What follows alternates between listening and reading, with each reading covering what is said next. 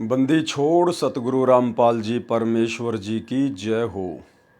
परमपिता परमात्मा सारी सृष्टि के रचनहार, कुल मालिक, असंख्य ब्रह्मांडों के स्वामी, जगत गुरु, तीनों लोकों में प्रवेश करके सबका भरण पोषण करने वाले राजाधिराज, आत्माधार, नाथों के नाथ, देवों के देव महादेव, सर्वेश्वर महेश्वर, मृत्युंजय, अजरो अमर, आदि अनादि सनातनी प्रभु, जगत पिता जगदीश्वर, श्री श्री 1008 की उपाधि के वास्तविक अधिकारी, अकाल मूरत शब्द स्वरूपी राम वासुदेव, सर्वगतम ब्रह्म, परम पूज्य, प्रथम पूज्य, परम संत, परम पुरुष, परम धनी, परम दयालु, सत्य कबीर, हक्का कबीर, अल्लाहु कबीर, अल्लाहु अकबर, बाखबर, अल्लाह ताला, जगत के तारणहार, जगत के मुक्तिदाता, जगत के जगन्नाथ, हारे के सहारे, हिंदुओं के राम, मुसलमानों के अल्लाह, सिखों के वाहिगुरु, ईसाइयों के मसीह, दया के सागर दयानिधि, करुणा के सागर करुणानिधि,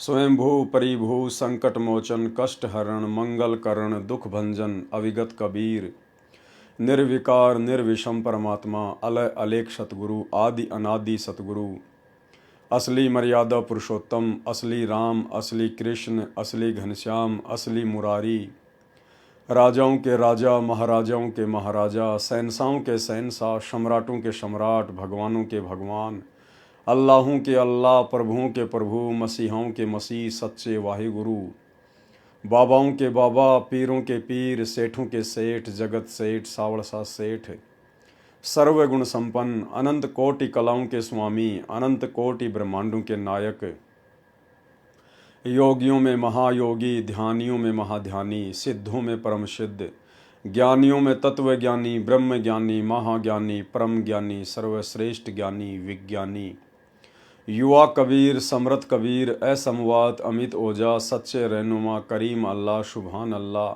दुनिया के अंतिम पैगंबर, 8 सितंबर 1951 से गांव धनाना, जिला सोनीपत, हरियाणा, भारतवर्ष की पावन भूमि पे प्रकट रियल कल की भगवान श्री नारायण साकार हरि स्वयंभू संत श्रोमणी सतगुरु रामपाल जी परमेश्वर जी के चरण कमल में साध संगति से जुड़े हुए देश विदेश से हम सभी सत्सेवक भाई बहनों का अनंत कोटि दंडोत प्रणाम। सत्साई भाई और बहनों, दया परमपिता परमेश्वर, सर्व सृष्टि के रचनहार सतगुरु रामपाल जी परमेश्वर जी की, जिनके विशेष आशीर्वाद से, जिनकी विशेष रजा से आप और हम सभी सत्सेवक भाई बहन साध संगति से जुड़कर गुरुदेव भगवान के ज्ञान को आधार बनाकर उन्हीं की वीआईपी रजा से अपने आत्म कल्याण हेतु सत भक्ति मार्ग पर दृढ़ता के साथ आगे बढ़ रहे हैं। ये अपार मेहर सतगुरु रामपाल जी परमेश्वर ने इस कलयुग की बिचली पीढ़ी में वर्तमान समय तक केवल अपनी चंद ही आत्माओं के ऊपर बख्शी है, जिन्हें सत्सेवक भाई बहनों के नाम से जाना जाता है। भाई और बहनों, इसी कड़ी में आज पुस्तक धरती पर अवतार के ऊपर आज हमारा ये चौथे नंबर का वीडियो है। पिछले वीडियो में आप भाई बहनों ने भक्ति मार्ग से संबंधित बहुत सारी अच्छी अच्छी बातें, बहुत सारी रहस्यमयी बातें, सतगुरुदेव भगवान के स्वयं कबीर परमात्मा होने के विषय में पढ़ी है, समझी है, और इसी प्रकार से हम निरंतर दृढ़ होकर भक्ति मार्ग पर आगे बढ़ते चले जाएंगे।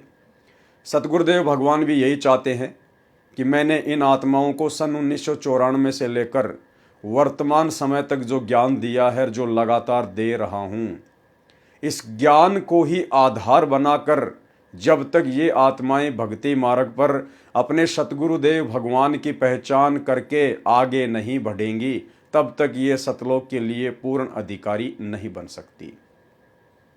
तो परमेश्वर ने हमें मौका दिया है, परमेश्वर ने हम सबको एक चांस दिया है। हम लोग गुरुदेव भगवान के सत्संगों को गहनता से नहीं ले पा रहे थे, समझ नहीं पा रहे थे, हम सब की बुद्धि ऑफ थी।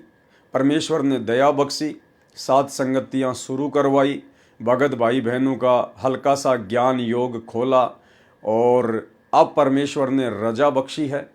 अब परमेश्वर जी के आशीर्वाद से उनके भक्ति मार्ग के गूढ़ रहस्यों की हमें समझ होती जा रही है। और आज हम भगत भाई बहनों की नज़रों में हमारे पूज्य गुरुदेव मात्र कोई मानुष या संत या कबीर जी के भेजे गए अवतार नहीं, बल्कि स्वयं ही कबीर परमात्मा है। और जब तक हम इस बात को अपने दिलो दिमाग में नहीं बैठा लेंगे, अपनी अंतरात्मा में नहीं जचा लेंगे, और ज्ञान आधार से जब तक हम इतने दृढ़ नहीं हो जाएंगे कि इस सृष्टि में यदि कोई कबीर परमात्मा है तो वर्तमान में वो कबीर परमात्मा धरती पर सतगुरु रामपाल जी के रूप में प्रकट है, जब तक ये बात हमारे दिलो दिमाग में नहीं समा जाएगी, भाई और बहनों, हम भक्ति मार्ग पर सफल नहीं हो सकते। क्योंकि सतगुरु भक्ति का मूल होता है। जिस प्रकार शरीर का मूल रीढ़ की हड्डी होती है, उसी प्रकार भक्ति का मूल सतगुरु होता है। सतगुरु के बिना भक्ति एक कदम भी आगे नहीं चलती है। तो भाई और बहनों, हमने अपना तन मन धन सब कुछ अपने गुरुदेव भगवान के चरणों में समर्पित करके और दुनिया की नज़रों में मृत घोषित होकर, उसके बाद यदि हम इस ज्ञान को आधार बनाकर भक्ति मार्ग पर आगे बढ़ेंगे तो हम सफल हो सकते हैं। तो पिछले वीडियो में आप सभी भाई बहनों ने अवतार की परिभाषा के विषय में समझा। जिस प्रकार से सतलोक आश्रमों से जुड़ी हुई 90% संगत अपने पूज्य गुरुदेव को ना पहचान कर उन्हें केवल कबीर जी का भेजा हुआ अवतार ही मानती आ रही है, और कबीर एक कागज के टुकड़े को मान रही है।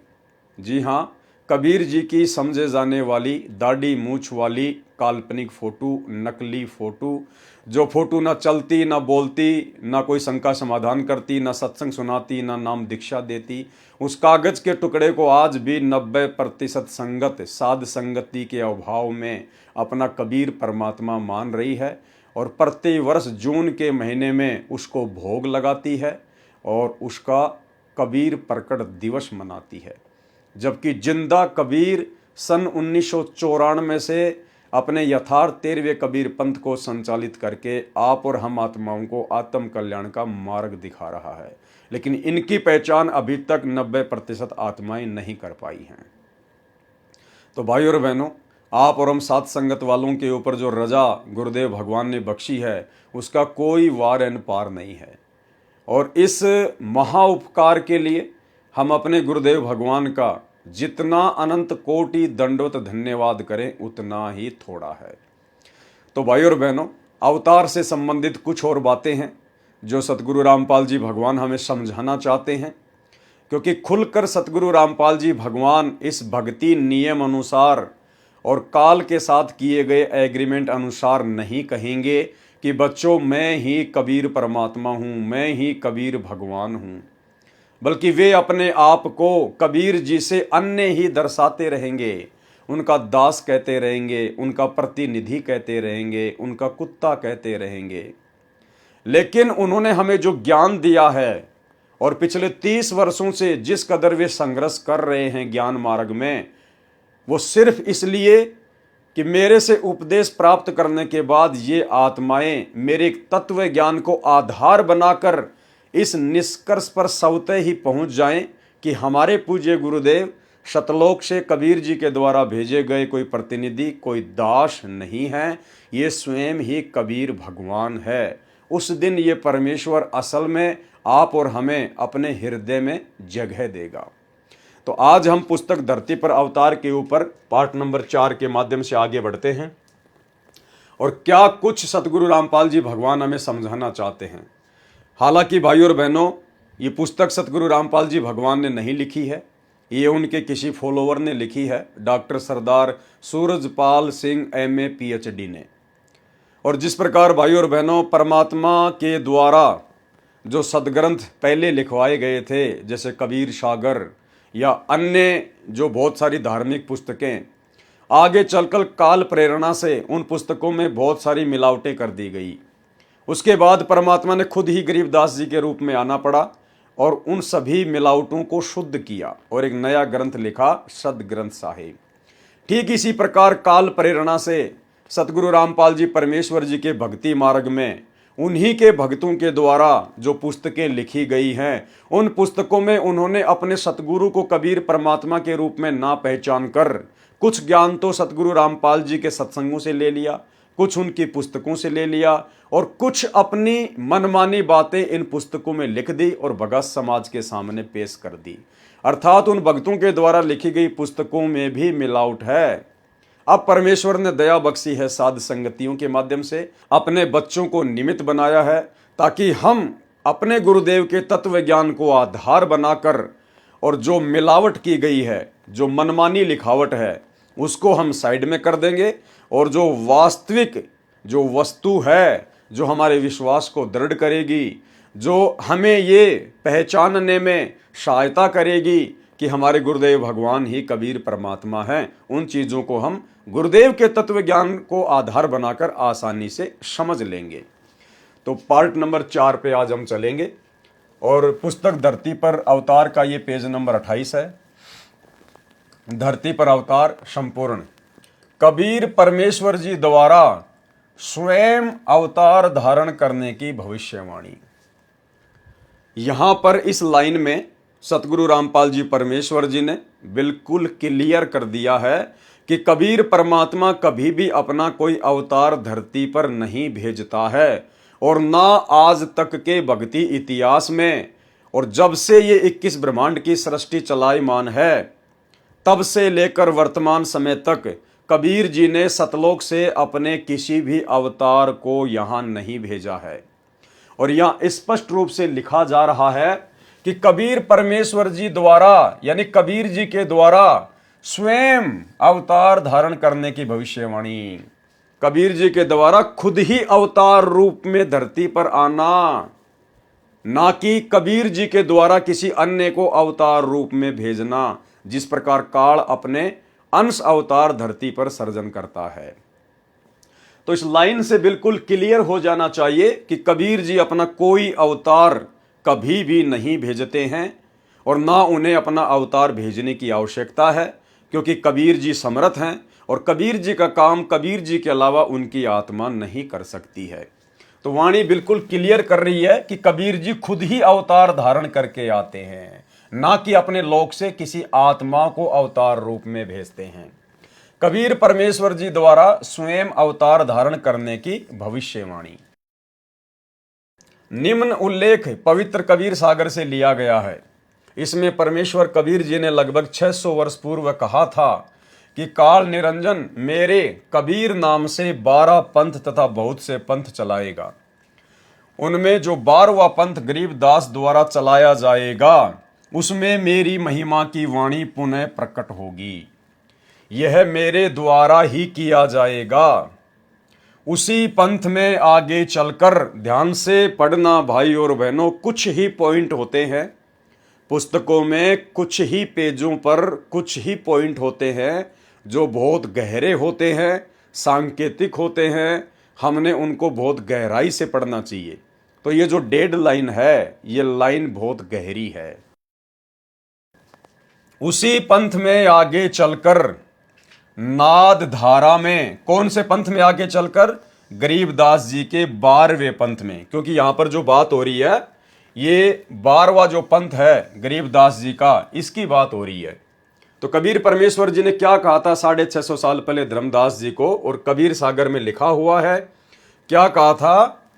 यह मेरे द्वारा ही किया जाएगा। उसी पंथ में आगे चलकर, यानी गरीबदास जी के 12वें पंथ में आगे चलकर नाद धारा में, नाद धारा यानी वचन के शिष्य, नाद धारा में एक होता है नाद, एक होता है बिंद। बिंद वो होता है जो शरीर से पैदा होता है और नाद वो होता है जो वचन से शिष्य बनाया जाता है। तो कबीर जी ने क्या कहा कि उसी पंथ में आगे चलकर नाद धारा में हम कौन? कबीर जी स्वयं ही आएंगे। सर्व पंथों को मिटाकर एक पंथ चलाएंगे। ध्यान से सुनना भाई और बहनों, सब कुछ क्लियर हो जाएगा। ना नुकुर के लिए, संदेह के लिए कोई गुंजाइश ही नहीं बचेगी। कबीर सागर में क्या लिखा हुआ है? कबीर परमेश्वर ने क्या कहा है कि जब 12वां पंथ चलेगा गरीबदास का, उस पंथ में आगे चलकर नाद धारा में, यानी शिष्य परंपरा के तहत हम स्वयं ही आएंगे और सब पंथों को मिटाकर एक पंथ चलाएंगे। तो कबीर जी कौन सी धारा के तहत आएंगे? नाद धारा के तहत। अब भाई और बहनों, आपको मैं इस 12वें पंथ से चली आ रही वो नाद धारा दिखाना चाहूंगा, जिस नाद धारा का यहां पर जिक्र किया गया है। तो भाई और बहनों, ये नाद धारा का पूरा पूरा चार्ट आप जियों के सामने है, आप जी को सब कुछ क्लियर हो जाएगा। कबीर परमेश्वर ने क्या कहा कि आगे चलकर गरीबदास जी के 12वें पंथ में नाद धारा में, नाद धारा यानी शिष्य परंपरा के तहत हम कौन? कबीर जी स्वयं ही आएंगे। तो कबीर जी आए या नहीं आए? नहीं आए तो क्यों नहीं आए, और आए हैं तो कहाँ हैं? अब हम क्लियर करते हैं। ये नाद धारा की पूरी प्रणाली है। सबसे पहले 650 साल पहले खुद कबीर परमात्मा आए, बंदी छोड़ कबीर साहिब जी महाराज, काशी उत्तर प्रदेश। कबीर जी ने अपनी नाद धारा का शिष्य बनाया, अपने वचन का शिष्य बनाया गरीबदास जी महाराज जी को। 2 नंबर पे कौन है? गरीबदास जी महाराज जी। गरीबदास जी महाराज जी ने नाद धारा के तहत अपना शिष्य बनाया संत शीतल दास जी महाराज को, बरहाना रोहतक हरियाणा वाले को। संत शीतल दास जी ने नाद धारा के तहत अपना शिष्य बनाया 4थे नंबर पर संत ध्यानदास जी महाराज को। संत ध्यानदास जी महाराज ने नाद धारा के तहत अपना शिष्य बनाया 5वें नंबर पर संत रामदास जी महाराज को। संत रामदास जी महाराज जी ने नाद धारा के तहत 6ठे नंबर पर अपना शिष्य बनाया संत ब्रह्मानंद जी महाराज, गांव करोथा रोहतक हरियाणा वाले को। संत ब्रह्मानंद जी महाराज जी ने नाद धारा के तहत 7वें नंबर पर अपना शिष्य बनाया संत जुगतानंद जी महाराज को। अब संत जुगतानंद जी महाराज जी ने नाद धारा के तहत 8वें नंबर पर अपना शिष्य बनाया संत गंगेश्वरानंद जी महाराज, बाजिदपुर दिल्ली वाले को। अब संत गंगेश्वरानंद जी महाराज जी ने नाद धारा के तहत 9वें नंबर पर अपना शिष्य बनाया संत चिदानंद जी महाराज, गोपालपुर धाम सोनीपत हरियाणा वाले को। अब संत चिदानंद जी महाराज जी ने नाद धारा के तहत 10वें नंबर पर अपना शिष्य बनाया संत रामदेवानंद जी महाराज, तलवंडी भाई, फिरोजपुर पंजाब वाले को। अब संत रामदेवानंद जी महाराज जी ने नाद धारा के तहत अपना शिष्य बनाया संत रामपाल जी भगवान को। हालांकि यहां पर संत रामपाल दास महाराज लिखा हुआ है, लेकिन अब हमें पहचान हो गई है। तो ये नाद धारा चलती आ रही है भाई और बहनों, नाद धारा। अब कबीर परमेश्वर ने क्या कहा था कि आगे चलकर उसी गरीबदास वाले 12वें पंथ में नाद धारा में हम कौन? कबीर जी स्वयं ही आएंगे। तो गरीबदास जी का जो पंथ है वो लास्ट खत्म हो जाता है संत रामदेवानंद जी महाराज जी तक, क्योंकि आगे तो 13वां पंथ नया चल गया। तो 13वें पंथ में तो 12वें पंथ की कहानी खत्म हो गई। कबीर जी ने कहा था कि हम 12वें पंथ में आगे आएंगे, तो 12वां पंथ लास्ट कहां तक है? संत रामदेवानंद जी महाराज जी तक। तो कबीर जी ने इस 12वें पंथ में आना था, क्योंकि उन्होंने खुद कहा है कि नाद धारा के तहत हम 12वें पंथ में आएंगे। तो भाई 12वें पंथ में तो नाद धारा के तहत यहां पर सतगुरु रामपाल जी भगवान आए हैं। सतगुरु रामपाल जी भगवान, तो कौन है सतगुरु रामपाल जी भगवान? खुद कबीर परमेश्वर अपने आप को छुपाते हुए और संकेत दे दिए इन पुस्तकों में, जिस आत्मा को इसी जन्म में पूर्ण मोक्ष प्राप्त करना होगा उस आत्मा के दिलो दिमाग में ये संकेत पत्थर की लकीर की तरह बैठ जाएंगे। इस मन को शक और संदेह की कोई गुंजाइश ही नहीं रहेगी। अब कोई ऑप्शन ही नहीं है भाई और बहनों, सतगुरु रामपाल जी को कबीर परमात्मा मानने के अलावा कोई ऑप्शन ही नहीं है, क्योंकि कबीर जी ने खुद कहा था कि आगे चलकर 12वें पंथ में नाद धारा में हम कबीर स्वयं ही आएंगे। अब कबीर भगवान ने कहा है तो झूठ हो नहीं सकता, क्योंकि सूरज उदय होना भूल सकता है, चांद उदय होना भूल सकता है, पृथ्वी इधर से उधर होना भूल सकती है, लेकिन संत वचन पलटे नहीं, चाहे पलट जाए ब्रह्मांड। कबीर परमात्मा ने जो वचन कह दिया वो परम सत्य है। तो 12वें पंथ में आने के लिए उन्होंने स्पष्ट रूप से कहा है, और 12वां पंथ लास्ट यहां समाप्त हो जाता है। संत राम देवानंद जी महाराज जी, अब भाई कहां आए कबीर जी? नाथ धारा के तहत तो यहां आ गए कबीर जी संत रामपाल जी का रूप बनाकर। 17 फरवरी 1988 को कबीर परमात्मा सतगुरु रामपाल जी ने लीलामय रूप से परमात्मा 8 सितंबर 1951 को गांव धनाना, जिला सोनीपत, हरियाणा में सतलोक से चलकर सह शरीर प्रकट हुए शिशु रूप में। हम जीव आत्माओं की चरम दृष्टि को धोखा देते हुए, क्योंकि ये परमेश्वर तो अनंत कोटि कलाओं का स्वामी है। और उसके बाद 17 फरवरी 1988 को 12वें पंथ के, गरीबदास वाले 12वें पंथ के अंतिम गुरु को, संत राम देवानंद जी को अपना मुंह बोला गुरु बनाकर और संत रामपाल जी के रूप में उन्होंने इस पंथ में प्रवेश किया। जैसा कि वहां पर उन्होंने लिखा है क्या, कि उसी पंथ में आगे चलकर नाद धारा में, यानी शिष्य परंपरा के तहत हम यानी कबीर जी स्वयं ही आएंगे और सर्व पंथों को मिटाकर एक पंथ चलाएंगे।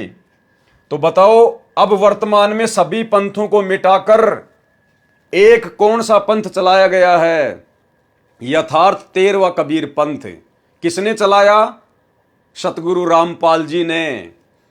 और वहां क्या कह रहे हैं कि मैं कबीर खुद ही वो 13वां पंथ चलाऊंगा, सब पंथों को मिटाऊंगा और 12वें पंथ में नाद धारा के तहत प्रवेश करूंगा। तो ये लीला है परमपिता परमेश्वर जी की, सतगुरु रामपाल जी के रूप में 12वें पंथ में प्रवेश करने की। इसलिए दास आप भाई बहनों को बार बार बोलता है और प्रमाण भी दिखाता है कि हमारे जो दादा गुरुजी हैं संत राम देवानंद जी, ये संत रामपाल जी के गुरु नहीं हैं, बल्कि यहां पर उल्टी गंगा बह रही है, उल्टी गंगा। संत रामपाल जी, संत रामपाल जी संत राम देवानंद जी के गुरु हैं, संत राम देवानंद जी के सतगुरु हैं, क्योंकि ये स्वयं कबीर भगवान है, स्वयं कबीर परमात्मा। और यही सारी बातें समझने के लिए उन्होंने ये तत्व ज्ञान दिया है। आप और हमें कोई नॉर्मल ज्ञान नहीं दिया। श्री राम और भीलनी की कथा सुनाकर टाइम पास नहीं किया, कृष्ण सुदामा की कथा सुना सुनाकर हमारा टाइम पास नहीं किया, मनोरंजन नहीं किया। हमें परमेश्वर ने सृष्टि का सर्वश्रेष्ठ तत्व ज्ञान दिया है, ताकि उस ज्ञान को आधार बनाकर हम इस रहस्य को समझ सकें। अब आप लोगों के अनुसार यदि कबीर जी संत रामपाल जी को 1997 में आके मिले, बहुत सारे जो नादान भाई बहन हैं वो कहेंगे कबीर जी तो 1997 में आए थे। 1997 में भाई उन्होंने तो ये कहा था कि मैं नाद धारा में आऊंगा, शिष्य परंपरा के तहत आऊंगा। तो 1997 में यदि कबीर जी आए हैं तो कौन सी धारा के तहत आए? उन्होंने किसको आके अपना गुरु बनाया? वो तो उनकी बात ही झूठी हो गई, क्योंकि उन्होंने तो कहा था कि मैं तो 12वें पंथ में आऊंगा और मैं तो नाद धारा के तहत आऊंगा, शिष्य परंपरा के तहत आऊंगा। तो भाई जब से सतगुरु रामपाल जी परमेश्वर जी ने नाम उपदेश देना शुरू किया है सन 1994 से, सन 1994 में ही 12वां पंथ समाप्त हो चुका था और कबीर जी आए दाढ़ी मूछ वाले आप लोगों के अनुसार 1997 में। तो कबीर जी तो 12वें पंथ की समाप्ति के 3 साल बाद में आए हैं, मार्च 1997 में। जो आप लोग कहते हो कि दिन के 10 बजे सतगुरु रामपाल जी को मिले, सतनाम और सारनाम का आदेश देकर अंतर ध्यान हो गए, तो वे तो 12वें पंथ के समाप्त होने के बाद में आए हैं। जबकि उन्होंने कबीर सागर में कहा कि मैं तो 12वें पंथ में ही आऊंगा। तो 12वें पंथ में तो सतगुरु रामपाल जी आए हैं। ये हैं कबीर परमात्मा, क्योंकि परमात्मा का वचन कभी फैल नहीं हो सकता। साधु बोले सहज स्वभाव, और साधु का बोलिया मिथ्या ना जाए। तो ये स्वयं ही कबीर भगवान है। और एक छोटा सा सत्संग आप भाई बहनों के विश्वास के लिए, कि जो महापुरुष यथार्थ 13वां कबीर पंथ चलाएगा वो कौन होगा? वो समर्थ सत्य कबीर ही होगा। तो यथार्थ 13वां कबीर पंथ किसने चलाया? सतगुरु रामपाल जी ने चलाया, 1994 में चलाया। तो कौन है सतगुरु रामपाल जी? समर्थ सत्य कबीर। सुनिए। घर घर बोध विचार हो, ये चर्चा चला करेगी कैसी गलती ना करना, और दुर्मति दूर बहाए, सबकी दुर्मति दूर चली जाएगी, और कलयुग में एक हो सब बरते सहज सुभाए। कहा उग्र का शूद्र हो, हर सब की भवभीर। अब कहते हैं उस संत के द्वारा चलाए गए उस पंथ में, चाहे कोई निकम्मा आदमी हो उग्र, और चाहे कोई बिल्कुल शूद्र हो, वहाँ कोई भेदभाव नहीं रहेगा, सबको सेट किया जाएगा, सबकी बुराई छुटाई जाएंगी, और वहाँ सबकी ही भीड़ होगी, यानी बहु संख्या में उसके अनुयायी होंगे। कहा उग्र का शूद्र हो, हर सबकी भवभीर, और सो समान दृष्टि है वो समर्थ सत कबीर। उस पंथ का चलाने वाला ये समझ लेना वो समर्थ कबीर ही होगा, जो सबको समान दृष्टि से व्यवहार करेगा, वहाँ ऊंच नीच नहीं रहेगी। तो भाई और बहनों, नाद धारा के तहत परमेश्वर कबीर जी के 12वें पंथ में आने का ये प्रकरण उम्मीद करता हूं आप भाई बहनों को पूरी तरह से समझ में आ गया होगा, और इस बात के लिए आपके मन में कोई गुंजाइश भी नहीं रही होगी कि हमारे गुरुजी कबीर जी नहीं होंगे, बल्कि आपको फिट बैठ गया होगा कि हां, परमेश्वर का वचन फैल नहीं हो सकता, और 12वें पंथ में हमारे गुरुदेव भगवान आए हैं, और इन्होंने ही 13वां कबीर पंथ चलाया है। तो हमारे गुरुदेव खुद ही कबीर परमात्मा हैं। चलिए अब हम आगे बढ़ते हैं। ये मेरे द्वारा ही किया जाएगा। उसी पंथ में आगे चलकर नाद धारा में हम स्वयं ही आएंगे, सर्व पंथों को मिटाकर एक पंथ चलाएंगे। कृपया आप पढ़ें विस्तृत विवरण। परमेश्वर ने स्वयं न आकर संत रामपाल दास जी महाराज को अपनी शक्ति प्रदान करके भेजा है। अब ये लेखक की अपनी सोच है, ये लेखक की अपनी ज्ञानहीनता है, अज्ञानता है। ऊपर बिल्कुल क्लियर हो गया कि कबीर जी खुद ही संत रामपाल जी के रूप में आ चुके हैं, अपना 13वां यथार्थ कबीर पंथ चला चुके हैं, और अवतार रूप में उन्होंने स्वयं ही आने की बात कही थी, जो कि वो 12वें पंथ में आ चुके हैं।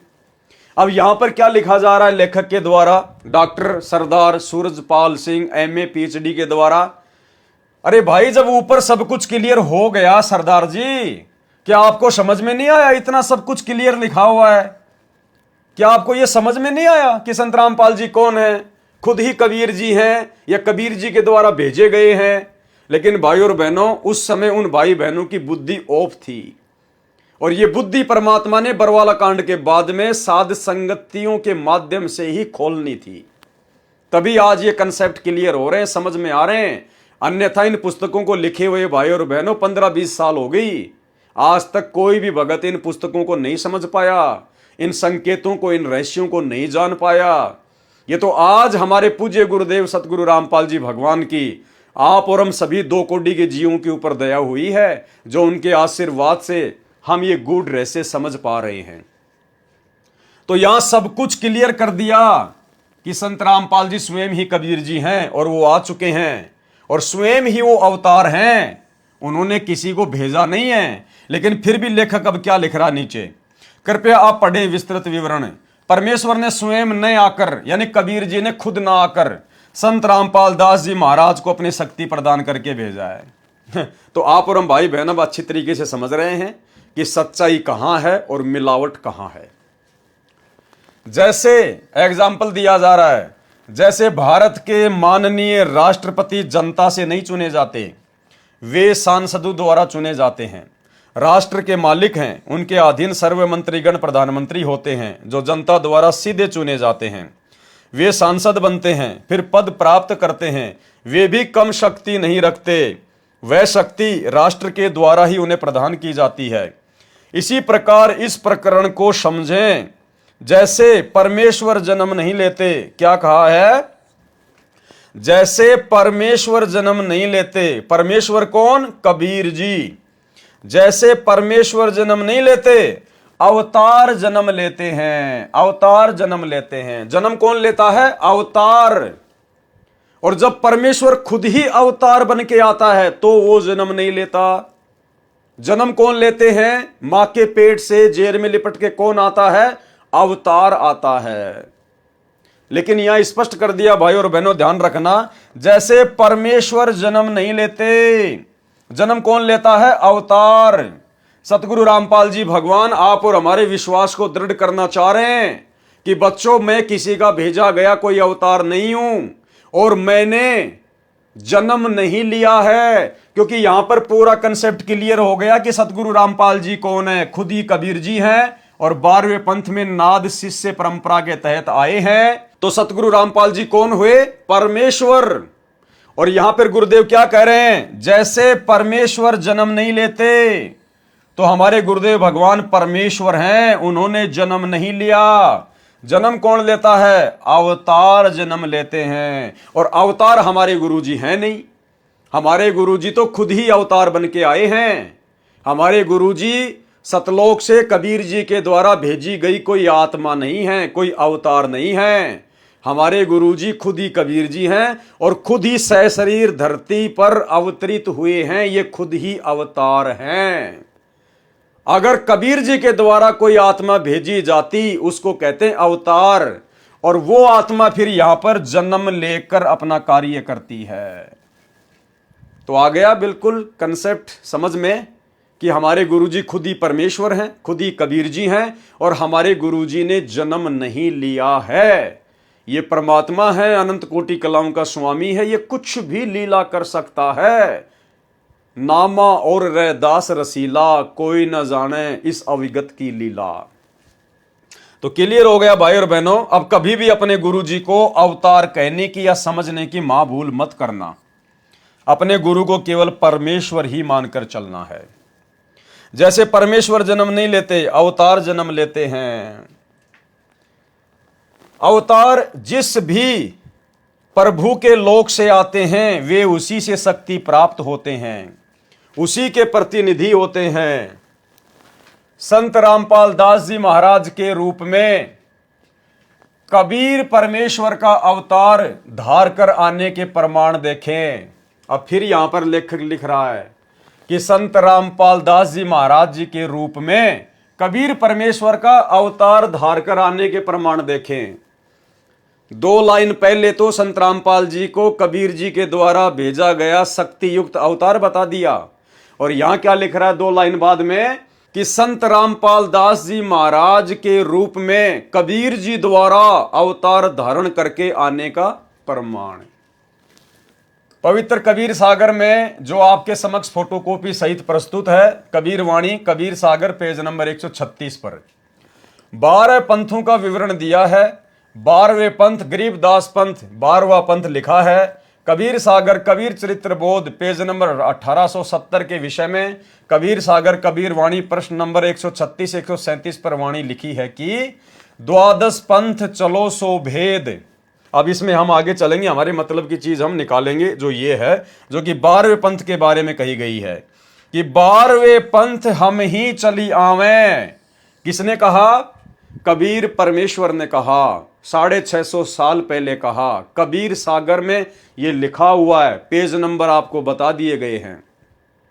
और क्या कहा उस सतवादी परमात्मा ने, जिसका बोला हुआ कभी झूठ नहीं होता, कि 12वें पंथ हम ही चली आवें। कबीर जी ने कहा था कि गरीबदास जी के 12वें पंथ में हम ही चलकर आएंगे और सब पंथ मिटा एक ही पंथ चलावें। और वीडियो भाई और बहनों आपको पहले दिखा दिया गया है, बिल्कुल क्लियर हो चुका है कि आज धरती पर 13वें पंथ का संचालक वो समर्थ सत्य कबीर सतगुरु रामपाल जी परमेश्वर स्वयं ही है। अब हम आगे बढ़ेंगे।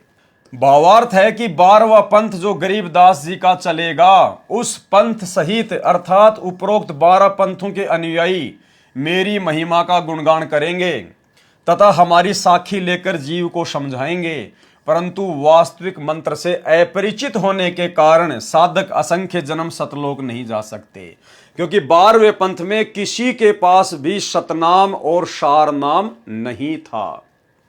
उपरोक्त 12 पंथ हमको ही प्रमाण करके भक्ति करेंगे, यानी नाम तो कबीर जी का चलेगा उन 12 पंथों में, लेकिन मोक्ष मंत्र नहीं होंगे, परंतु स्थायी स्थान सतलोक प्राप्त नहीं कर सकते। 12वें पंथ गरीबदास वाले पंथ में आगे चलकर हम कबीर जी स्वयं ही आएंगे तथा सब 12 पंथों को मिटाकर एक ही पंथ चलाएंगे। अब सतगुरु रामपाल जी परमेश्वर जी ने सन 1994 से अपने 13वें पंथ की शुरुआत करके और सभी शास्त्रों को दिखा दिखा के पिछले 30 वर्षों से और ज्ञान आधार से 12 पंथ तो छोड़िए, इस धरती पर जितने भी काल प्रेरित नकली साधु संत पंथ हैं सबको समाप्त कर दिया है, और थोड़े दिनों में ये वैसे भी समाप्त हो जाएंगे और पूरी पृथ्वी पर सतगुरु रामपाल जी परमेश्वर जी का ही ज्ञान रह जाएगा। उस समय तक सार शब्द तथा सार ज्ञान अर्थात तत्व ज्ञान छुपा कर रखना है, यानी 12वें पंथ में किसी के पास भी वो सार नाम सार शब्द नहीं था, उसको तो छुपा के रखना था। तो भाई हमारे दादा गुरु जी कौन से पंथ में थे? 12वें पंथ में। और सार नाम के बिना, सार शब्द के बिना मुक्ति नहीं हो सकती, तो हमारे दादा गुरु जी की मुक्ति कैसे हो सकती है? क्योंकि 12वें पंथ में तो किसी के पास सार शब्द था ही नहीं, सार नाम था ही नहीं। अब आप जी ये कहेंगे कि साहब गुरु जी ने सत्संगों में कहा है कि आदरणीय गरीबदास जी से लेकर फिर उनके शिष्य शीतलदास जी, फिर ऐसे ऐसे गुरु शिष्य परंपरा के तहत एक एक आत्मा के पास में वो सार शब्द आ रहा है। कोई सार शब्द नहीं आ रहा, ये तो परमात्मा गुप्त रूप में लीला करते हैं। अन्यथा हमारे मन में ये सवाल खड़े हो जाते कि भाई फिर संत रामपाल जी के पास में सार नाम कहां से आ गया, संत रामपाल जी के पास में सार शब्द कहां से आ गया? तो परमेश्वर ने हम 2 कोटि के जीवों को जितनी हमारी सोच है उस आधार से फिर उनको संतुष्ट भी करना होता है, क्योंकि हम उस संत को तो भगवान मान नहीं सकते, इतनी बुद्धि हमारे अंदर होती नहीं, वो बुद्धि तो बहुत आगे जाके हमारी जो है विकसित होती है। तो फिर संत रामपाल जी से हम कहते कि महाराज जी आपके पास में सार नाम कहां से आ गया, आपके पास में सार शब्द कहां से आ गया?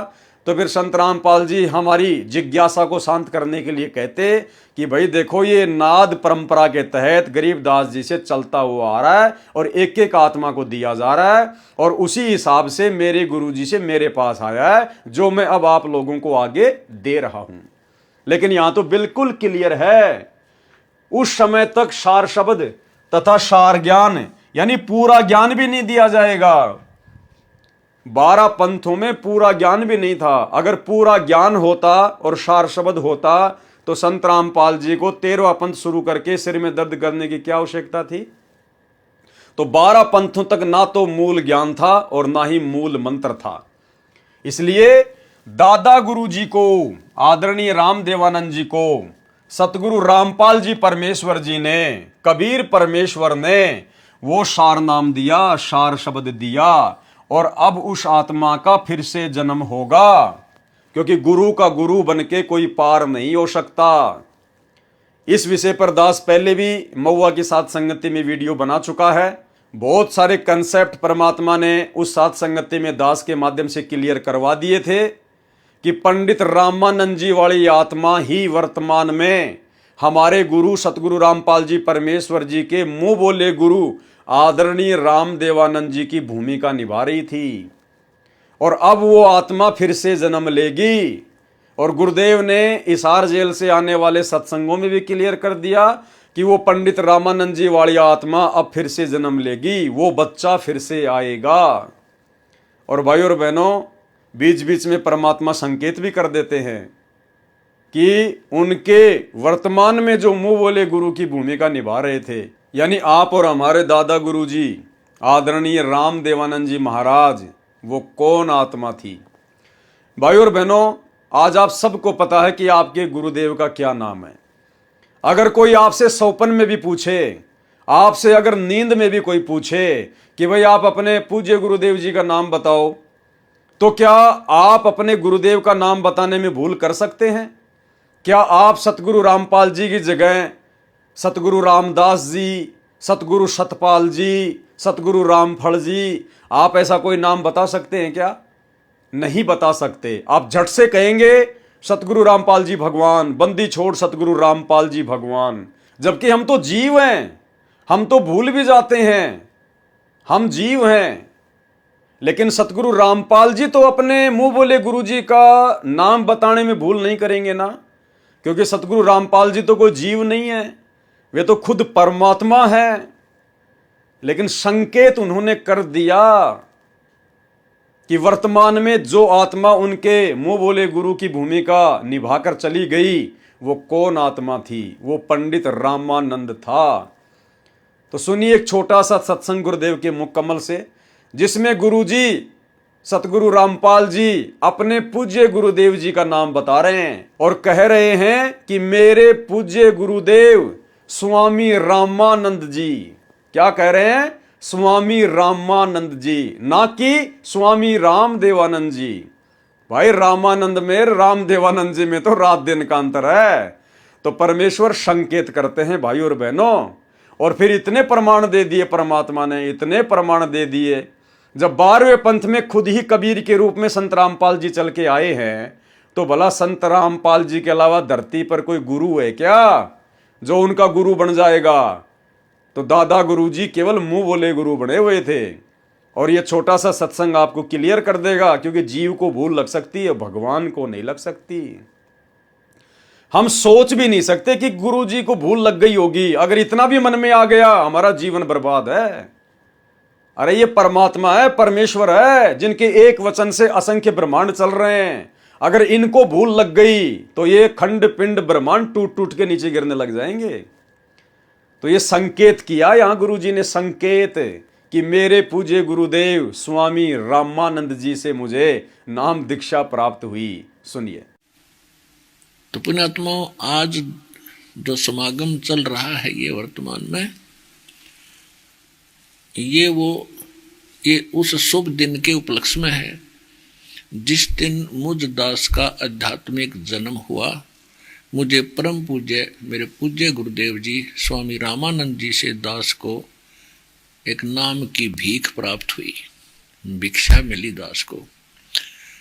और उससे पहले का जो दास का जीवन था वो एक पशु के तुल्य था, अन्य प्राणियों के तुल्य था। बच्चों का पालना, पैदा करना, उनके अंदर ममता मोह बने रहना, ये एक पशु पक्षी जैसा ही मेरा कर्म था। तो भाई और बहनों, वीडियो सुन के भली बात आपको समझ में आ गया होगा कि वर्तमान में कबीर जी के रूप में स्वयं सतगुरु रामपाल जी परमात्मा प्रकट हैं। उस समय तक सार शब्द तथा सार ज्ञान अर्थात तत्व ज्ञान छुपा कर रखना है। यही प्रमाण संत गरीबदास जी महाराज ने अपनी अमृतवाणी असुर निकंदन रमेणी में किया है कि सतगुरु दिल्ली मंडल आईसी, सूती धरनी सोम जगाईसी। कौन सतगुरु? गरीबदास जी कह रहे हैं जो मेरे सतगुरु है, जो मुझे छुड़ानी में आके मिले थे जिंदा महात्मा के रूप में, कबीर जी, वही आगे चलकर दिल्ली मंडल में आएंगे। तो 8 सितंबर 1951 को दिल्ली मंडल में कौन आया? सतगुरु रामपाल जी परमात्मा आए। तो सतगुरु रामपाल जी परमात्मा कौन हुए? गरीबदास जी के सतगुरु हुए। गरीबदास जी के सतगुरु कौन थे? खुद कबीर जी। तो सतगुरु रामपाल जी कौन हुए? खुद कबीर परमात्मा। सतगुरु दिल्ली मंडल आईसी, सूती धरनी सूम जगाईसी। पुराना रोहतक जिला, वर्तमान में सोनीपत, झज्जर तथा रोहतक जो पहले एक ही जिला था, दिल्ली मंडल कहलाता है, जो पहले अंग्रेजों के शासनकाल में केंद्र के अधीन था। संत रामपाल दास जी महाराज का पैतृक गांव धनाना इसी पुराने रोहतक जिले में है। सन 1951 में संत रामपाल दास जी महाराज का जन्म हुआ। देखो लेखक ने फिर से जन्म शब्द लिख दिया, क्योंकि भाई और बहनों उस समय बुद्धि ओप थी। 12 पंथों का विवरण कबीर चरित्र बोध सागर पेज नंबर 1870 पर भी है, जिसमें 12वां पंथ गरीब दास लिखा है। कबीर साहिब के पंथ में काल द्वारा प्रचलित 12 पंथों का विवरण कबीर चरित्र बोध, कबीर सागर पेज नंबर 1870 से पहला पंथ है नारायण दास जी का पंथ, दूसरा है यागोदास अर्थात जागू पंथ, तीसरा सूरत गोपाल पंथ, चौथा मूल निरंजन पंथ, पांचवा टकसार पंथ, छठा भगवान दास ब्रह्म पंथ, सातवां सत्यनामी पंथ, आठवां कमाली अर्थात ये कमाल का पंथ जिसने गुरुद्रोही होकर अलग से अपना पंथ बना लिया था, राम कबीर पंथ, 10वां प्रेम धाम परम धाम की वाणी पंथ, 11वां जीवा पंथ और 12वां गरीबदास पंथ। विशेष यहां पर प्रथम पंथ का संचालक नारायण दास लिखा है, जबकि कबीर वाणी कबीर सागर पेज नंबर 136 पर प्रथम पंथ का संचालक चूड़ामणि लिखा है। शेष प्रकरण ठीक है, इसमें भी दामाखेड़ा वालों ने चूड़ामणि को हटाने का प्रयत्न किया है, उसके स्थान पर नारायण दास लिख दिया, जबकि नारायण दास तो बिल्कुल विपरीत था, उसका तो विनाश हो गया था। नारायण दास का जो कि धर्मदास का पुत्र था, जो काल ने भेजा था, उसका तो वंश ही समाप्त हो गया था। इसलिए प्रथम पंथ चूड़ामणि जी का ही मानना चाहिए। दूसरी बात है कि कबीर वाणी कबीर सागर पेज नंबर 136 पर लिखी वाणी में चूड़ामणि को मिलाकर ही 12 पंथ बनते हैं। अब आगे देखिए भाई और बहनों, विचार करें, परमेश्वर कबीर जी ने स्वयं ने आकर संत रामपाल दास जी महाराज को अपनी शक्ति प्रदान करके भेजा है। अब भाई और बहनों, यदि आपको ये बातें समझ में आ गई हैं, क्लियर हो गई है, आपकी आत्मा ने स्वीकार कर लिया है कि हमारे गुरुजी खुद ही कबीर जी हैं और 12वें पंथ में नाद धारा के तहत आ चुके हैं। अब जब भी आप इस प्रकार की बातें सुनेंगे ना, जो आपके गुरुजी को छोटा साबित करेंगी, जो आपके गुरुजी को कबीर जी का भेजा गया कोई अवतार बताएंगी, उनका भेजा गया कोई दास बताएंगी, या कबीर जी से थोड़ी बहुत शक्ति लेकर सतलोक से आई हुई कोई आत्मा बताएंगी, तो आपकी आत्मा उन बातों को बिल्कुल भी स्वीकार नहीं करेंगी। जैसे दास ने अभी ये लाइन पढ़ी, तो आपकी आत्मा ने बिल्कुल भी स्वीकार नहीं किया कि नहीं भाई, हमारे गुरुजी तो खुद ही अवतार हैं, हमारे गुरुजी तो खुद ही कबीर जी हैं, कबीर जी के द्वारा भेजी कोई आत्मा नहीं है। परमेश्वर कबीर जी ने स्वयं ने आकर संत रामपाल दास जी महाराज को अपनी शक्ति प्रदान करके भेजा है। जैसे भारत के माननीय राष्ट्रपति जनता से नहीं चुने जाते, वे सांसदों के द्वारा चुने जाते हैं, राष्ट्र के मालिक हैं, उनके अधीन प्रधानमंत्री तथा सर्व मंत्रीगण होते हैं जो जनता द्वारा सीधे चुने जाते हैं। वे सांसद बनते हैं, फिर पद प्राप्त करते हैं, वे भी कम शक्ति नहीं रखते, वह शक्ति राष्ट्र के द्वारा ही उन्हें प्रदान की जाती है। इसी प्रकार इस प्रकरण को समझे, जैसे परमेश्वर जन्म नहीं लेते, अवतार जन्म लेते हैं। तो हमारे गुरुदेव परमेश्वर है, उन्होंने जन्म नहीं लिया है, अवतार जन्म लेते हैं। जैसे काल ने श्री राम को भेजा, श्री राम ने त्रेता युग में कौशल्या से जन्म लिया, द्वापर में देवकी से श्री कृष्ण जी ने जन्म लिया, क्योंकि वो काल के अवतार थे। अवतार जिस भी प्रभु के लोक से आते हैं, वे उसी से शक्ति प्राप्त होते हैं, उसी के प्रतिनिधि होते हैं। संत रामपाल दास जी महाराज के रूप में कबीर परमेश्वर का अवतार धारण करके आने के प्रमाण देखें पवित्र कबीर सागर में, जो आपके समक्ष फोटोकॉपी सहित प्रस्तुत है। अब वही एक पंथ संत रामपाल दास जी महाराज द्वारा परमेश्वर कबीर जी की आज्ञा व शक्ति से चलाया जाएगा। नहीं, सतगुरु रामपाल जी खुद ही कबीर जी हैं, उनको आज्ञा देने वाला कोई नहीं है, वे तो केवल एक लीला कर रहे हैं अपने आप को छुपाते हुए। जो सभी पंथों को एक करेगा, अब उसी बंदी छोड़ कबीर परमेश्वर जी ने वह पूर्ण ज्ञान तत्व ज्ञान संत रामपाल दास जी महाराज 13वें वंश द्वारा प्रकट कराया है।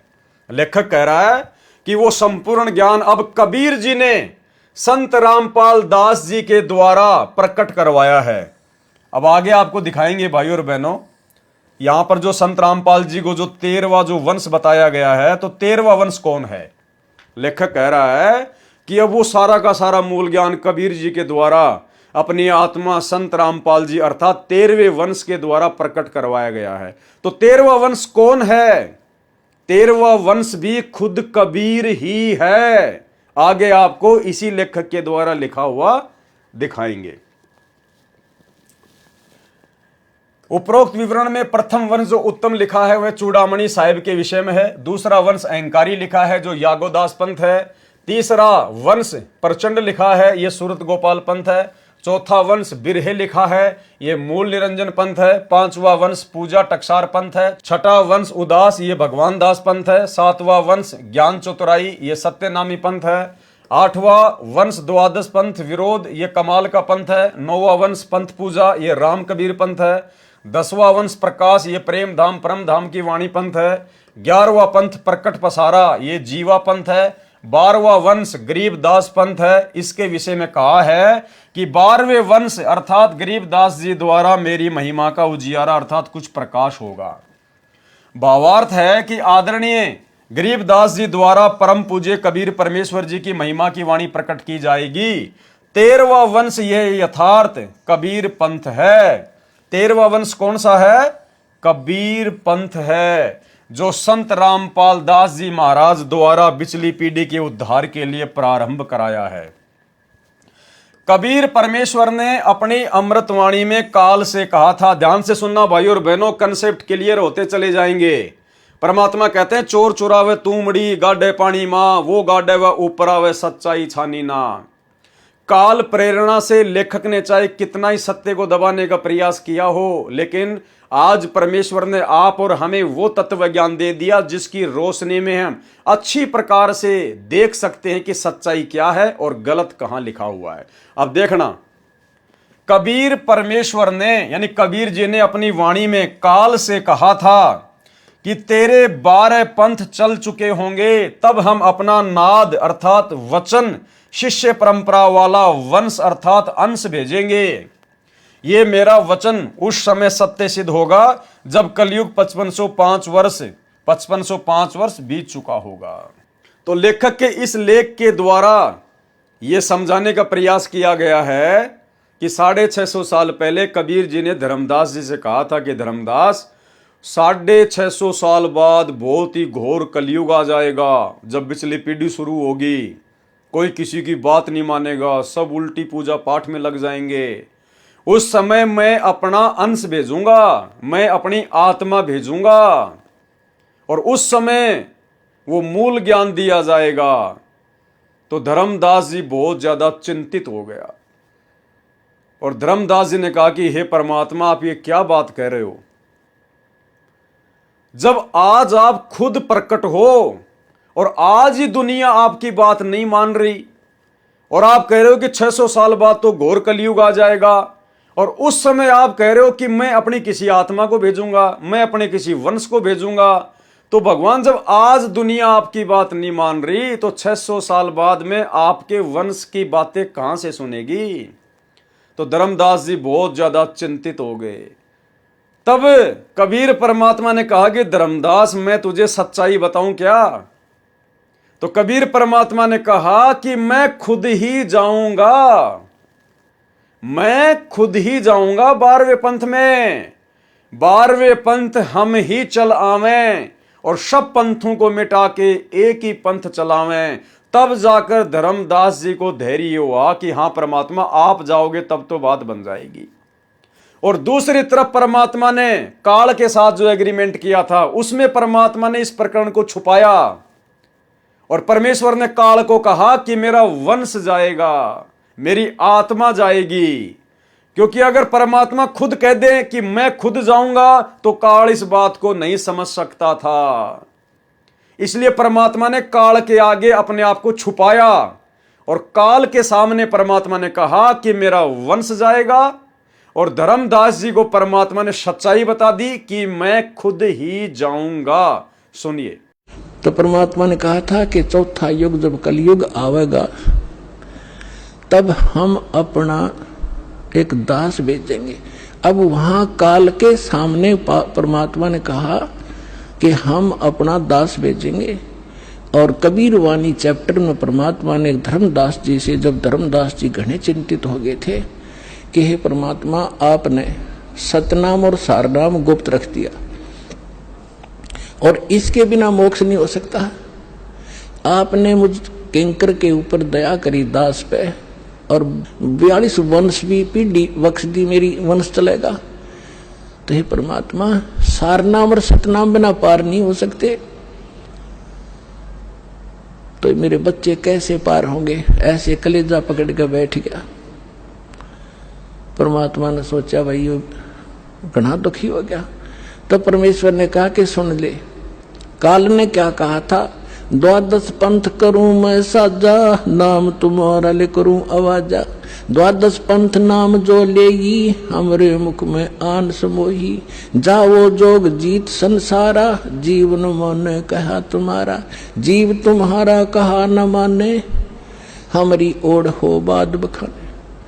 अब इतना समय नहीं रहा, मैं वो सारे प्रमाण आज नहीं दिखा पाऊंगा आपको कि 12 पंथ कौन कौन से हैं। तो 12 पंथ, 12वां पंथ गरीबदास पंथ बताया है, लिखा कवि सागर में। तो परमात्मा ने कहा तू चिंता ना करे धर्मदास, जब 5500 वर्ष कलयुग बीत जाएगा तब या बिचली पीढ़ी आवेगी, और बिचली पीढ़ी तक यो ज्ञान और तत्व ज्ञान और सतनाम सारनाम कति गुप्त रखना है, नहीं तो काल के दूतों का हाथ लग जाएगा, मेरा सारा मिशन खराब हो जाएगा। तो परमात्मा ने देखा कि यो बिल्कुल चिंतित हो गया घना। तब परमेश्वर ने कहा धर्मदास जब साची बताऊं तेरे ते। तब धर्मदास ने कहा कि भगवान आज कितना अच्छा समय है, कलयुग स्टार्ट है सन 1398 में और 1512 तक है, और आज भी लोग ना मानते, और आप कह रहे हो आगे तो भयंकर कलयुग पैदा कर देगा, काल ऐसा जुल्म कर देगा, हाहाकार मच जाएगी, इंसान कृतघ्नी हो जाएंगे। तो उस समय कैसे पार होंगे? आज तो आप भी विद्वान हैं और फिर भी ना मान रहे ये लोग।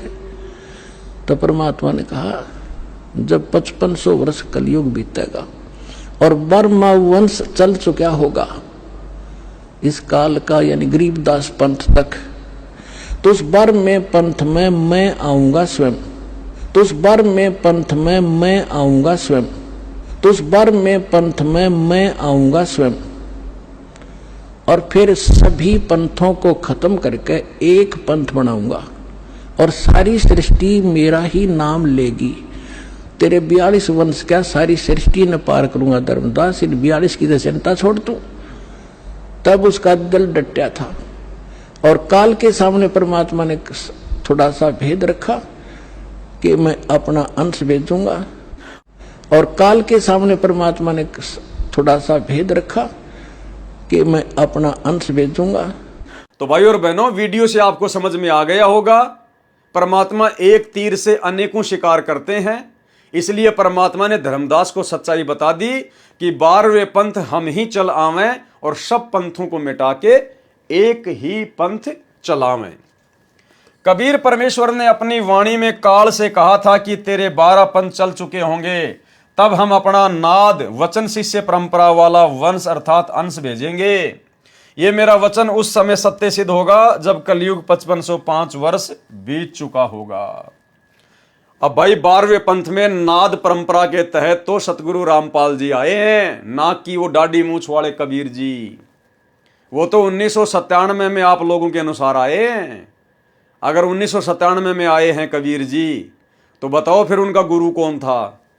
क्योंकि वो तो नाद धारा के तहत आने की बात कह रहे हैं ना। तो 1997 में जब कबीर जी आए थे, संत रामपाल जी को मिले थे आप लोगों के अनुसार, तो कबीर जी का गुरु कौन था? तो भाई और बहनों, क्लियर कट हो चुका है, सतगुरु रामपाल जी ही कबीर परमात्मा है। ये मेरा वचन उस समय सत्य सिद्ध होगा जब कलयुग 5505 वर्ष बीत चुका होगा, अर्थात सन 1997 में यह वचन सत्य सिद्ध होगा। उसी आधार पर यह विवरण लिखा है। 12वां वंश संत गरीबदास जी से कबीर वाणी तथा परमेश्वर कबीर जी की महिमा का कुछ कुछ संशय युक्त ज्ञान विस्तार होगा। जैसे संत गरीबदास जी की परंपरा में परमेश्वर कबीर जी को विष्णु अवतार मानकर साधना तथा प्रचार करते हैं। संत गरीबदास जी ने असुर निकंदन रमणी में कहा है, साहेब तख्त कबीर खवासा, दिल्ली मंडल लीजे वासा। सतगुरु दिल्ली मंडल आईसी, सूती धरणी सुम जगाईसी। तो दिल्ली मंडल में 8 सितंबर 1951 को कबीर जी सतगुरु जी आ चुके हैं।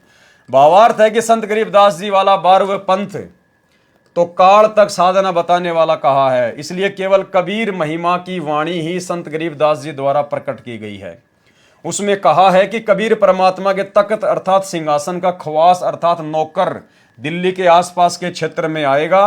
वह उस क्षेत्र के कृपण अर्थात कंजूस व्यक्तियों को परमात्मा की महिमा बताकर जगाएगा, अर्थात दान धर्म में उनकी रुचि बढ़ाएगा। वह 13वां अंश कबीर परमात्मा के दरबार का उच्चतम सेवक होगा। ध्यान देना भाई और बहनों, लाइन पे क्या लिखा जा रहा है? वह 13वां अंश कबीर परमात्मा के दरबार का उच्चतम सेवक होगा।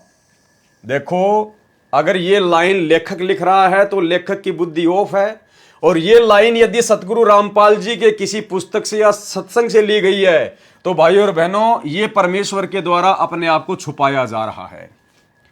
ध्यान दो, 13वां अंश कौन है वर्तमान में? वह 13वां अंश कबीर परमात्मा के दरबार का उच्चतम सेवक होगा, कबीर परमात्मा के दरबार का नौकर होगा। तो पहले तो हम ये क्लियर करेंगे कि वर्तमान में 13वां वंश कौन है, 13वां अंश कौन है। खुद सतगुरु रामपाल जी परमेश्वर जी के मुख कमल से सुनिए। यानी 12वां पंथ गरीबदास जी के द्वारा जो चलाया जाएगा उसमें मेरी महिमा का कुछ कुछ उजियारा सा होगा, क्लियर नहीं होगा। और 13वें वंश मिटे सकल अंधियारा। बोल सतगुरुदेव की जय।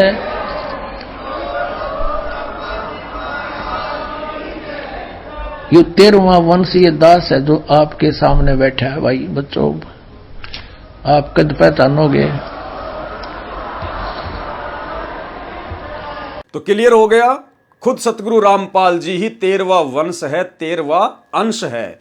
अब यहां पर 13वें अंश सतगुरु रामपाल जी को कबीर जी के दरबार का नौकर बताया गया है, लेकिन जस्ट 2 लाइन बाद में 13वां अंश आप देखेंगे खुद ही कबीर है। वह 13वां अंश अर्थात सतगुरु रामपाल जी कबीर परमात्मा के दरबार का उच्चतम सेवक है। वह कबीर परमेश्वर का अत्यंत कृपा पात्र होगा। यानी यहां पर संत रामपाल जी को अर्थात 13वें वंश को अलग कर दिया और कबीर जी को अलग करके दिखाया गया है। वह कबीर परमेश्वर का अत्यंत कृपा पात्र होगा। अब देखो भाइयों और बहनों, सच्चाई तुरंत परमात्मा ने हमारे सामने लाके रख दी। ऋग्वेद मंडल 1 सूक्त 1 मंत्र 7 में उप अग्ने अर्थात उप परमेश्वर कहा है।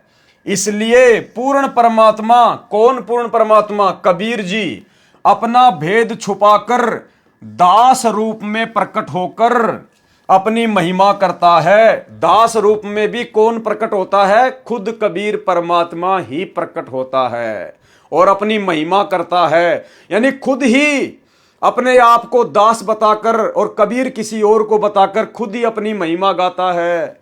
जैसा सन 1994 से सतगुरु रामपाल जी खुद ही कबीर भगवान है, लेकिन अपने आप को कबीर का दास बताकर कबीर की महिमा गा रहा है। इसलिए पूर्ण परमात्मा अपना भेद छुपाकर दास रूप में प्रकट होकर अपनी महिमा करता है। इसलिए उसी परमेश्वर को ऋग्वेद मंडल 10 सूक्त 4 मंत्र 6 में तस्करा अर्थात आंखों में धूल झोंक कर कार्य करने वाला तस्कर कहा है। तो सन 1994 से सतगुरु रामपाल जी आंखों में धूल झोंककर ऋग्वेद के अनुसार तस्कर की भूमिका निभा रहे हैं। तस्कर की, आप और हमारी आंखों में धूल झोंक रहे हैं ताकि हम ज्ञान से उनकी पहचान करें, और काल की आंखों में धूल झोंक रहे हैं ताकि वो समझ ना सके कि भाई ये वो संत नहीं हो सकता, क्योंकि उसको पता है कि कबीर भगवान का भेजा गया संत भी आग लगा के रख दे किस ब्रह्मांड में एक क्षण में, तो वो भी डगमग हो जाता है कि यार ये वो संत नहीं हो सकता, कबीर परमात्मा का भेजा हुआ कोई संत नहीं हो सकता, मेरा कोई भाई नहीं हो सकता, जोगजीत नहीं हो सकता।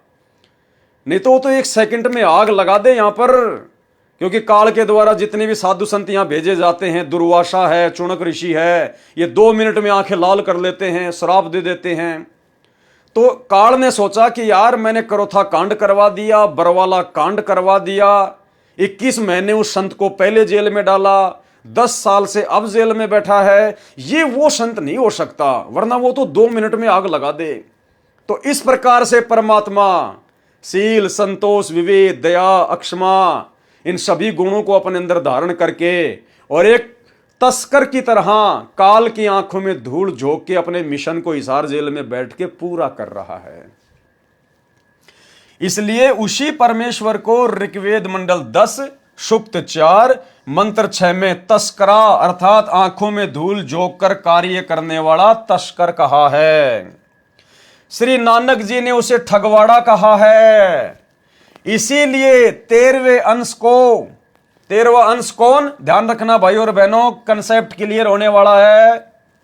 इसलिए 13वें अंश को अर्थात संत रामपाल दास को उनका दास जाने, चाहे स्वयं पूर्ण प्रभु का उपशक्ति रूप उपगने समझे। इसलिए लिखा है कि 12वें अंश की परंपरा में हम ही चलकर 13वें अंश रूप में आएंगे। 13वें अंश रूप में कौन आएगा? खुद कबीर परमात्मा ही आएंगे। और यहां पर क्या लिख दिया गुरुदेव भगवान ने कि चाहे तो उस 13वें अंश को, चाहो तो उस 13वें अंश को, इसलिए 13वें अंश को यानी सतगुरु रामपाल जी को, कोष्टक में नाम भी लिखा हुआ है, इसलिए 13वें अंश को संत रामपाल दास को उनका दास जानो, चाहे स्वयं पूर्ण प्रभु का उपशक्ति उपगने समझें। इसलिए लिखा है कि 12वें अंश की परंपरा में यानी 12वें पंथ में नाद धारा में हम ही चलकर 13वें अंश रूप में, यानी कौन? खुद कबीर जी ही 13वें अंश रूप में। 13वां अंश कौन? सतगुरु रामपाल जी 13वें अंश रूप में आएंगे। यानी यहां पर तो संत रामपाल जी को कबीर जी से 13वां अंश कह के अलग दर्शाया गया है और यहां पर 13वें अंश को खुद कबीर जी बता दिया गया है। तो भाइयों और बहनों, मन में शंका की कोई गुंजाइश नहीं रहनी चाहिए कि हमारे गुरुदेव स्वयं कबीर भगवान हैं। इसलिए लिखा है कि 12वें अंश की परंपरा में हम ही चलकर 13वें अंश रूप में आएंगे, यानी 12वें पंथ में मुंह बोला गुरु बनाकर हम कबीर खुद ही आएंगे और फिर 13वें पंथ को चलाएंगे, 13वें अंश रूप में आएंगे। वह 13वां वंश अंश पूर्ण रूप से अज्ञान अंधेरा समाप्त करके परमेश्वर कबीर जी की वास्तविक महिमा तथा नाम का ज्ञान कराकर सभी पंथों को समाप्त करके एक ही पंथ चलाएगा। अब कौन है वो 13वां अंश? और क्लियर कर दिया भगवान ने, वह 13वां वंश। अभी आपने गुरुजी के मुख से वीडियो सुना, गुरुजी कह रहे हैं बच्चों 13वां अंश ये रामपाल दास है। तो यहां क्या कहा जा रहा है? वह 13वां वंश हम परमेश्वर कबीर ही होंगे। बताओ भाई और बहनों, हाथ कंगन को आरसी क्या, पढ़े लिखे को फारसी क्या, मेरा तो गला बैठ गया। बताइए, हो गया लास्ट में क्लियर? यानी पिछले 2 पेज में कितना गोल मथोड़ किया गया, कभी अपने आप को छुपाया, कभी ऊपर लाया गया, कभी छुपाया, कभी ऊपर लाया गया, और अब लास्ट में जाके बिल्कुल क्लियर कर दिया परमात्मा ने कि भाई वो 13वां अंश कौन है जो 12वें पंथ में नाद परंपरा के तहत आएगा। वह 13वां वंश हम परमेश्वर कबीर ही होंगे, यानी सतगुरु रामपाल जी खुद कबीर परमात्मा ही है। बताइए, ये कबीर सागर का लिखा हुआ पूरा विवरण है इसमें। अब आगे चलिए। अब ये पुस्तक धरती पर अवतार का 37 नंबर पेज है और हम यहां से लेंगे। कबीर परमेश्वर जी द्वारा अवतार धारण का समय, यानी कब अवतार लेंगे कबीर परमात्मा, कब सतलोक से चलकर खुद ही प्रकट होंगे। सत्य कबीर वचन अत सब संवेद की स्फुट वार्ता चौपाई, फोटो कॉपी कबीर सागर बोध सागर, दोहा 5 सहस्र अरु 500 जब कलयुग बीत जाए, महापुरुष फरमान तब जग तारण को आए। हिंदू तुर्क आदिक सबे जेते जीव जहान, सत्य नाम की शाख गह पावे पद निर्वाण, यथा सरितगण आप ही मिले सिंधु में धाए, सत सुकृत के मध्य तिमि सभी पंथ समाए, जब लगी पूर्ण होए नहीं ठीके को तिथिवार, कपट चातुरी तब हिलो सब संवेद निराधार, सभी नारी नर सुध तब जब ठीक का दिन आवंत, कपट चातुरी छोड़ के शरण कबीर गहनत। किसकी शरण ग्रहण करेंगे? कबीर जी की। तो आज दुनिया किसकी शरण ग्रहण कर रही है? सतगुरु रामपाल जी की। तो सतगुरु रामपाल जी कौन हुए? कबीर जी। एक अनेक हो गयो पुनि अनेक हो एक, हंस चले सतलोक सब सत्य नाम की टेक। घर घर बोध विचार हो दुर्मति दूर बहाए, कलयुग में एक है सोई बरते सहज सुभाए। कहाँ उग्र कहाँ शूद्र हो हर सब की भौवीर, सो समान समदृष्टि है और समर्थ सत्य कबीर। जो सबके प्रति समान दृष्टि रखेगा वो खुद कौन होगा? समर्थ सत्य कबीर ही होगा। वीडियो आप जी पहले देख चुके हैं, एक बार फिर से आपको वो छोटा सा वीडियो दिखा देते हैं जिसमें परमात्मा ने कहा कि जो 13वां वंश चलाएगा वो खुद समर्थ सत्य कबीर ही होगा। सुनिए। घर घर बोध विचार हो, ये चर्चा चला करेगी कैसी गलती ना करना, और दुर्मति दूर बहाए, सबकी दुर्मति दूर चली जाएगी, और कलयुग में एक हो सब बरते सहज सुभाए। कहा उग्र का शूद्र हो हर सब की भवभीर।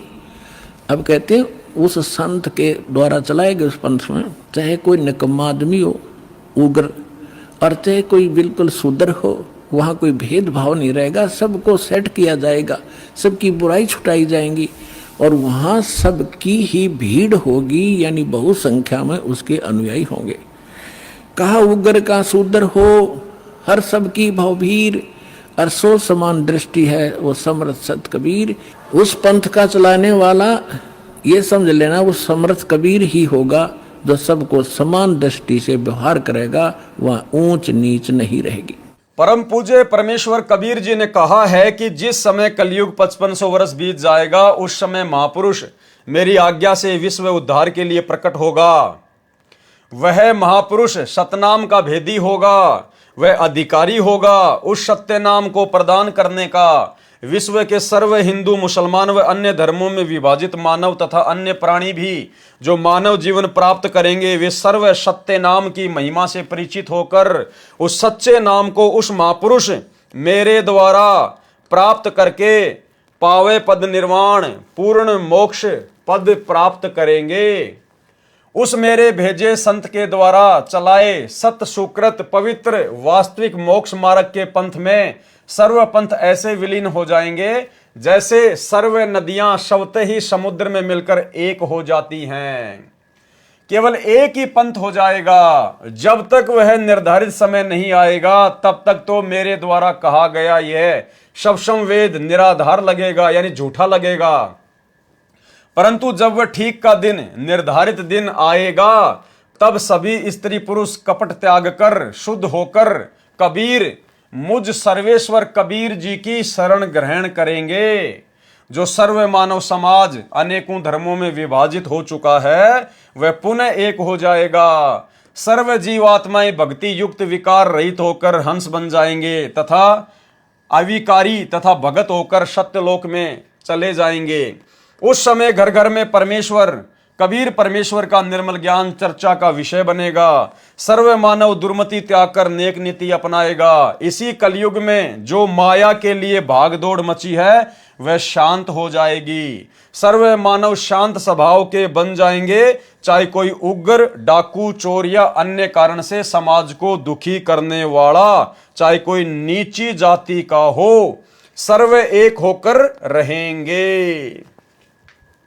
अब आगे की जो लाइन है भाइयों और बहनों, ये हमारे वीडियो की लास्ट लाइन है और ये लाइन भी बिल्कुल क्लियर कर देगी कि सतगुरु रामपाल जी खुद ही कबीर भगवान हैं, कबीर परमात्मा हैं। क्या कह रही है लाइन? वह महापुरुष, जिस महापुरुष के बारे में इतनी सारी बातें बोली गई है ना, वह महापुरुष अर्थात तत्वदर्शी संत रूप में प्रकट सर्व के प्रति समान दृष्टि वाला समर्थ सत्य कबीर स्वयं सर्वशक्तिमान कबीर है। यानी जो कबीर आएगा वो तत्वदर्शी संत की भूमिका निभाएगा।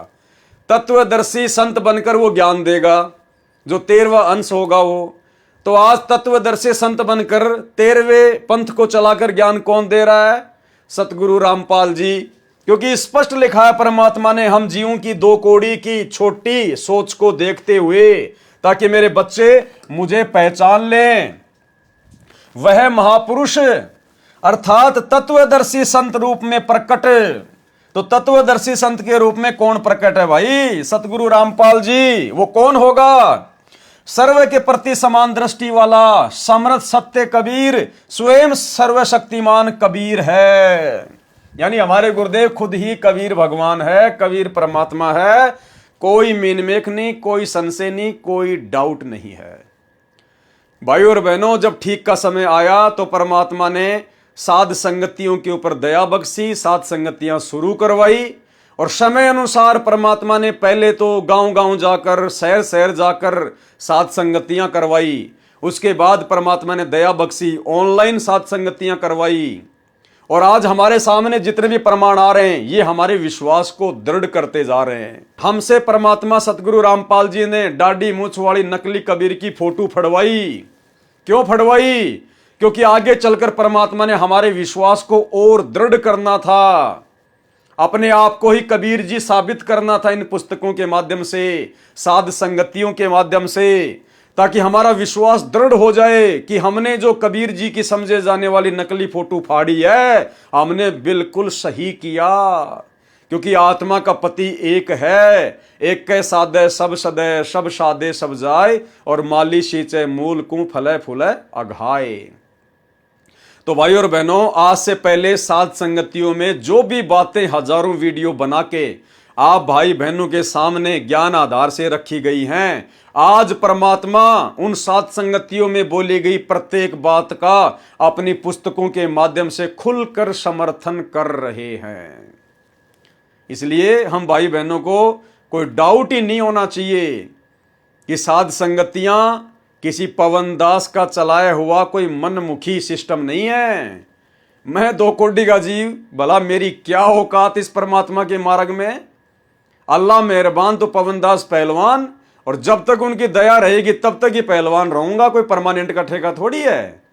या जीव अगर जरा भी मान बढ़ाई में आया, अहंकार में आया, अपनी औकात को भूला, उसी समय परमात्मा पीछे से लात मार के और पवन दास जैसे 380 खड़े कर देगा अपने कार्य के लिए। तो भाई पवन दास तो भगत है, भगत ही बन के रहेगा। परमात्मा का कुत्ता हूं और कुत्ता ही बन के रहूंगा। कुत्ते की क्या औकात होती है, कुत्ते को अच्छे से पता है। तो भाई और बहनों, निसंशय अपने गुरुदेव भगवान के प्रति समर्पित होकर और भक्ति मार्ग पर दृढ़ता के साथ में हम आगे बढ़ते रहें। आने वाले दिनों में ये आश्रम वाले तो छोड़ो, ये पूरी दुनिया साध संगति से जुड़ेगी। साध संगति यानी परमात्मा सतगुरु रामपाल जी का यथार्थ 13वां कबीर पंथ, जो नियम आप और हम भाई बहन पिछले 7-8 वर्षों से फॉलो करते आ रहे हैं। केवल घर में अपने गुरुजी की फोटो, गुरुजी को भोग लगाना, घर घर में गुरुजी का आसन लगाना, और ये दाढ़ी मूंछ वाले कबीर जी की फोटो, गरीबदास जी की फोटो, दादा गुरुजी की फोटो, इन सबको घर से बाहर निकाल देना। लॉकेट में केवल अपने गुरुजी की फोटो, केवल अपने गुरुजी का अकेले का जयकारा लगाना, ये सारे कार्य ये आश्रम वाले तो छोड़ो। पूरी दुनिया, जिस प्रकार परमात्मा ने कहा है कि बहुत सारी जो नदियां होती हैं वो समुद्र में आके मिलती हैं, जो जो लोग सतगुरु रामपाल जी परमात्मा की शरण ग्रहण करेंगे वे सब साध संगति वाले नियम ही फॉलो करेंगे, और तभी भक्ति सफल होगी, नहीं तो भक्ति सफल नहीं हो सकती। तो आप और हम भाई बहनों का सौभाग्य, जो परमात्मा ने हमें निमित्त बनाया। परमात्मा ने समय रहते, समय से पहले आप और हमें अपने गोद में बैठा लिया, साध संगति में बैठा दिया। तो आप और हम परमेश्वर की कितनी प्यारी आत्मा होंगी उनके भक्तों में से भी। तो भाई और बहनों, हमारे अंदर कोई डाउट, कोई शंका नहीं होनी चाहिए। बाकी साध संगति से किसी को जबरदस्ती बांध के नहीं रखा जाता है, क्योंकि साध संगति में ना तो कोई कोऑर्डिनेटर है, ना कोई सरपंच है, ना कोई मुखिया है, ना साध संगतियों का कहीं कोई आश्रम है। हमारा तो घर घर आश्रम है। ना साध संगति में किसी के पीले पर्चे निकाल के उनको डराया जाता है, ना धमकाया जाता है, ना साध संगति में कोई ज्योति पाठ का पैसा लिया जाता है। यहां तो बिल्कुल खुला मार्ग है। जो परमात्मा की मर्यादाओं को फॉलो कर सके वो सत्सेवक, वो साध संगति वाला। अन्यथा साध संगति में जुड़ने के लिए आपका कोई आधार कार्ड नहीं लिया जाता, आपका कोई बायोडाटा नहीं लिया जाता। जो आत्मा ज्ञान आधारी है, जिसको भगवान चाहिए, जिसको परमात्मा चाहिए, मोक्ष चाहिए, भैया वो साध संगति से जुड़कर भक्ति कर पाएगा, अन्यथा वो टिक ही नहीं पाएगा। अगर आ भी गया तो ज्यादा दिन नहीं ठहर पाएगा। यहां तो परमेश्वर के हीरे मोती लाल ही रुक सकते हैं। तो भाइयों और बहनों, बहुत बड़ी दया सतगुरु रामपाल जी परमात्मा की, और कंसेप्ट इसी प्रकार से आगे भी क्लियर होते रहेंगे। परमात्मा से हम अर्ज करेंगे, प्रार्थना करेंगे कि परमेश्वर हमें अपनी सेवाओं में दिन रात लगाए रखना, ताकि परमात्मा इस बहाने हम आपके चरणों से चिपके रहें। अन्यथा हम भी दो कोटि के जीव है परमात्मा, खाली दिमाग शैतान का घर होता है। जैसे सतलोक आश्रम मैनेजमेंट हरियाणा का हो चुका है, और उन आश्रम वालों के पीछे लगी हुई बेचारी नादान संगत का हो चुका है। तो भाई और बहनों, आज के वीडियो में केवल इतना ही। कल रात्रि 9 बजे Facebook page Pawan Das is live के ऊपर फिर से परमेश्वर की महिमा के लिए हाजिर होंगे। तब तक गुरुदेव भगवान हम सबको आज्ञा दे, इजाजत दे, आशीर्वाद दे। बंदी छोड़ सतगुरु रामपाल जी भगवान की जय हो।